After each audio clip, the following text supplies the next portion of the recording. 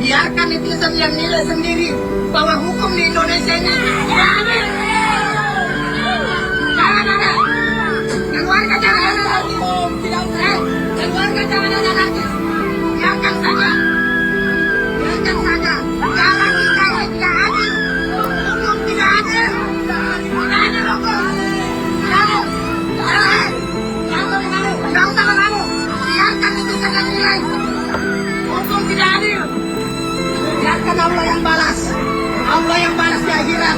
Penegak hukum yang tidak adil. Allah yang balas kalian. Kolaka Timur, Sulawesi Tenggara, suasana pengadilan negeri Kolaka berubah tegang dan haru pada akhir September 2025. Di ruang sidang itu, jeritan dan tangisan memecah keheningan ketika hakim membacakan putusan untuk RH, pelaku pembunuhan sadis terhadap seorang bocah perempuan berusia 10 tahun, MA. Ayah dan ibu korban yang hadir di ruang sidang tak mampu menahan amarah. Mereka menganggap keputusan majelis hakim tidak sebanding dengan nyawa anak mereka yang hilang. Tangis berubah menjadi teriakan protes. Hanya 7 tahun? Di mana keadilan untuk anak saya? Kata sang ayah dengan nada getir dan mata basah. Tragedi ini terjadi pada Jumat pagi, 5 September 2025, di Desa Wundubite, Kecamatan Polipolia, Kolaka Timur. MA, bocah 10 tahun yang dikenal santun dan rajin mengaji, berangkat bersama adiknya ke tempat mengaji seperti biasa. Namun, di tengah perjalanan, ia dicegat oleh RH, remaja berusia 18 tahun yang dikenal sebagai warga sekitar. Tanpa ampun, RH menyerang korban menggunakan parang hingga lehernya nyaris putus. Tubuh kecil MA ditemukan bersimbah darah tak jauh dari jalan kecil yang biasa dilaluinya setiap pagi. Warga sekitar yang menemukan jasad korban segera melapor ke polisi, dan pelaku berhasil ditangkap tak lama kemudian. Keterangan polisi menyebutkan bahwa motif pembunuhan masih samar, namun pelaku mengaku melakukan tindakan itu secara spontan. Meski demikian, banyak pihak meyakini tindakan tersebut dilakukan dengan unsur kesengajaan. Dalam proses hukum yang berjalan, jaksa penuntut umum menuntut pelaku dengan hukuman 7 tahun 6 bulan penjara, karena pelaku masih tergolong anak di bawah umur saat kejadian. Tuntutan itu memicu amarah keluarga korban dan masyarakat. Ruang sidang menjadi ricuh. Sang ayah berteriak menuntut keadilan, sementara ibu korban jatuh pingsan karena tak kuasa menerima kenyataan bahwa pelaku pembunuhan sadis anaknya hanya dituntut hukuman ringan. Rekaman video kemarahan ayah korban pun viral di media sosial. Banyak warganet ikut menumpahkan kekecewaan, menganggap sistem hukum di Indonesia tidak berpihak pada korban.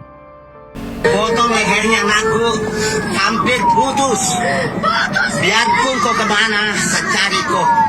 Ingat kau baik-baik itu. Anakku tidak pernah apa-apa itu sama kau. Baru kau kasih begini anakku. Dia cuma pergi itu menuntut yang namanya agama. Baru kau kasih begini anakku. Ini lehernya. Putus lehernya anakku kau bikin. Ingat kau. Kemanapun kau pergi, saya cari kau. Setelah melalui beberapa kali persidangan, hakim akhirnya menjatuhkan vonis 10 tahun penjara kepada RH. Vonis itu lebih tinggi dari tuntutan jaksa, namun tetap menuai kritik. Berdasarkan Undang-Undang Nomor 11 Tahun 2012 tentang Sistem Peradilan Pidana Anak, SPPA, hukuman terhadap pelaku di bawah umur memang dibatasi maksimal separuh dari hukuman orang dewasa. Pasal 340 KUHP yang mengatur pembunuhan berencana memiliki ancaman hukuman mati atau seumur hidup, namun bagi pelaku anak, hukumannya dibatasi hingga 10 tahun.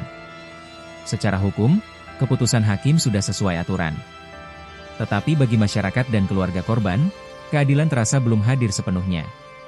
Kementerian Pemberdayaan Perempuan dan Perlindungan Anak, PPPA, turun tangan memberikan pendampingan psikologis kepada keluarga korban dan anak-anak di lingkungan sekitar. Namun di sisi lain, tekanan publik terhadap penegak hukum semakin besar. Banyak aktivis menilai, aturan tentang pidana anak perlu ditinjau ulang agar tidak menyamaratakan antara pelaku kenakalan remaja dengan pelaku kejahatan berat yang keji. Di media sosial, gelombang tagar seperti keadilan untuk MA sempat ramai, menggambarkan betapa masyarakat terpukul oleh tragedi yang menimpa anak tak berdosa itu. Kini, meski pelaku telah dijatuhi vonis, luka di hati keluarga korban belum juga sembuh. Ayah korban masih merasa keadilan belum sepenuhnya ditegakkan. Bagi mereka, kehilangan anak yang baru belajar mengaji adalah luka seumur hidup, luka yang takkan disembuhkan oleh angka 10 tahun penjara. Tragedi Kolaka Timur menjadi pengingat keras bagi bangsa ini, bahwa di balik setiap pasal dan vonis hukum, ada air mata manusia yang menuntut lebih dari sekadar keadilan di atas kertas.